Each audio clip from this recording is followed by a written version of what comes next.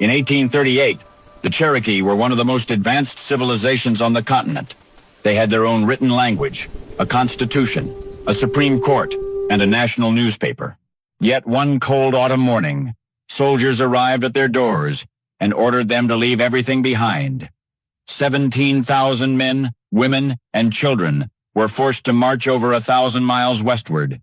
Thousands did not survive the journey, but those who did carried something no army could confiscate, an unbreakable spirit that rebuilt a nation from ashes.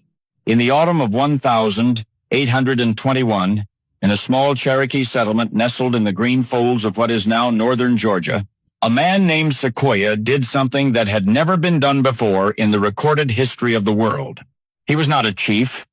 He was not a warrior of particular renown. He was a silversmith, a man who worked with his hands, and he walked with a limp from an old injury that had never properly healed. But Sequoyah had spent 12 years, 12 long and often lonely years, working on a project that his neighbors thought was either foolish or dangerous. He had created a writing system, an entire syllabary of 85 characters, each one representing a syllable of the Cherokee language. And he had done it without ever learning to read or write in English, without ever studying linguistics, without any formal education of any kind. He had simply observed that the white settlers possessed something called writing, that this writing gave them extraordinary power, and he had decided, on his own, to give that same power to his people. Within months of its introduction, the Cherokee syllabary spread through the nation like wildfire through dry grass. Within 2 years, the majority of the Cherokee people were literate. Think about that. A nation that had no written language went from oral tradition to widespread literacy in less time than it takes to earn a college degree. By the 1820s, the Cherokee Nation was, by almost any measure, one of the most remarkable civilizations on the North American continent. They had adopted a written constitution modeled in part on the United States Constitution. They had established a Supreme Court. They had built schools and churches. A national newspaper called the Cherokee Phoenix was being published in both Cherokee and English, using Sequoyah's syllabary alongside the Roman alphabet. They had done, in other words, exactly what the United States government had asked them to do. For decades, the official policy toward native peoples had been one of so-called civilization. The message from Washington was clear. Adopt European ways, learn to farm in the European style, embrace Christianity, create institutions of governance. Do these things and you will be accepted. Do these things, and your lands will be secure. The Cherokee did all of these things, and it did not matter. In 1828, gold was discovered on Cherokee land in northern Georgia. Almost overnight, the political calculus changed. Thousands of prospectors poured into Cherokee territory. The state of Georgia began passing laws that stripped the Cherokee of their rights, their property, and their sovereignty. Cherokee lands were divided up by lottery and handed out to white settlers. The Cherokee fought back, but not with weapons. They fought with law. They hired lawyers. They took their case to the highest court in the land. And in 1832, in the landmark case of Worcester versus Georgia, the United States Supreme Court ruled in their favor.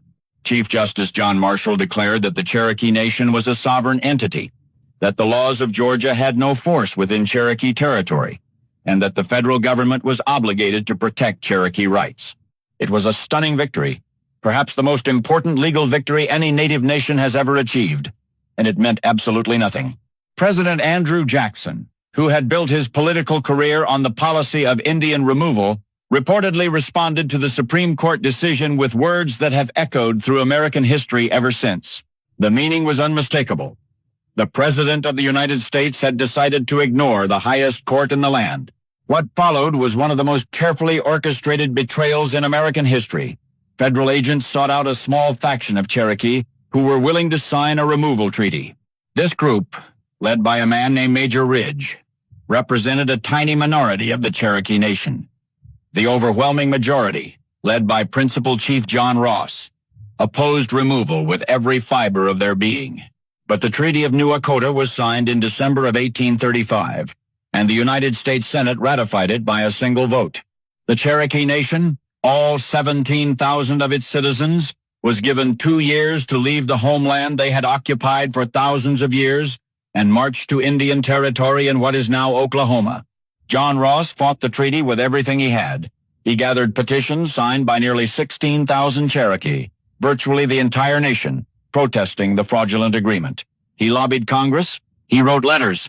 He made the case, with devastating clarity, that the treaty was illegal, that it had been signed by unauthorized individuals, and that it violated every principle of justice the United States claimed to stand for. None of it worked. In May of 1838, General Winfield Scott arrived in Cherokee Territory with 7,000 troops. He had orders to remove every Cherokee man, woman, and child.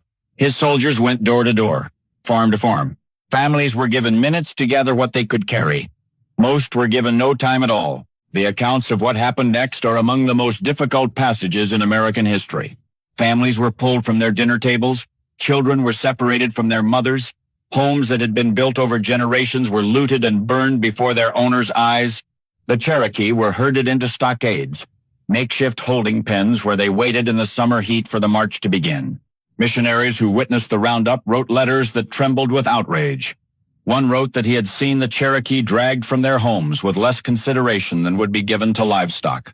Another described watching an elderly woman carried from her home on a litter, too frail to walk, clutching a single quilt that contained everything she owned.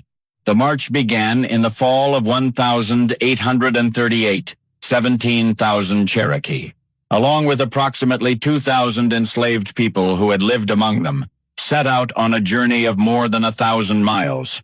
They traveled in groups, some by water and some by land, through Tennessee, Kentucky, Illinois, Missouri, and Arkansas. The conditions were catastrophic. The government contractors responsible for supplying food and blankets were corrupt, providing rotten meat and threadbare cloth. Disease swept through the groups with merciless efficiency. Whooping cough, dysentery, and respiratory infections claimed lives by the hundreds. Winter came early that year, and it came hard. The groups traveling overland found themselves crossing frozen rivers, trudging through snow and ice with inadequate clothing and no shelter. At night, they huddled together for warmth, the living and the dying pressed against one another. The Cherokee called it Nunadal Suni, the trail where they cried. History would remember it as the Trail of Tears. By the time the last groups arrived in Indian Territory in the spring of 1839, an estimated 4,000 Cherokee had perished along the way, 1 in 4.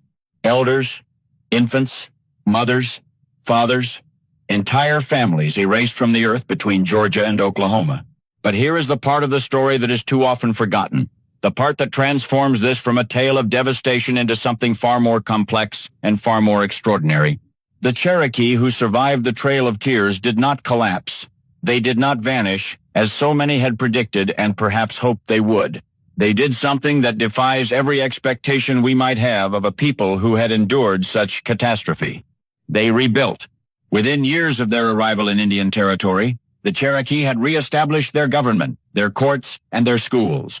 They built a new capital at Tahlequah, Oklahoma. They reopened their newspaper. They established seminaries for both men and women that were among the first institutions of higher education west of the Mississippi. John Ross, who had fought removal with such tenacity, served as principal chief until 1866, guiding the nation through 3 decades of rebuilding. He was 75 years old when he finally set down the burden of leadership. The Cherokee Nation today is the largest tribal nation in the United States, with more than 400,000 citizens. They operate their own hospitals, schools, and businesses. They have their own Supreme Court, their own legislature, and in 2019, they exercised a treaty right from 1,835 to seat a delegate in the United States Congress. Sequoia's syllabary is still in use. The Cherokee language, which the Trail of Tears was meant to silence forever, is being taught to new generations of children in immersion schools across Oklahoma and North Carolina, where a group of Cherokee, who hid in the mountains to avoid removal, still lives on their ancestral land. And here is the detail that brings this story full circle. The detail that the architects of removal never imagined. The Treaty of New Echota, the fraudulent document that authorized the Trail of Tears, contained a clause that no one paid much attention to at the time. It granted the Cherokee Nation the right to send a delegate to the United States House of Representatives. For nearly 2 centuries, that right went unexercised. But in 2019, the Cherokee Nation nominated Kimberly Teehee as their delegate, and the long, slow process of seating her began. A nation that was told to disappear is now claiming a seat at the very table that ordered it removed. They were told to walk 1,000 miles into oblivion. Instead, they walked into immortality. And now you know the rest of the story.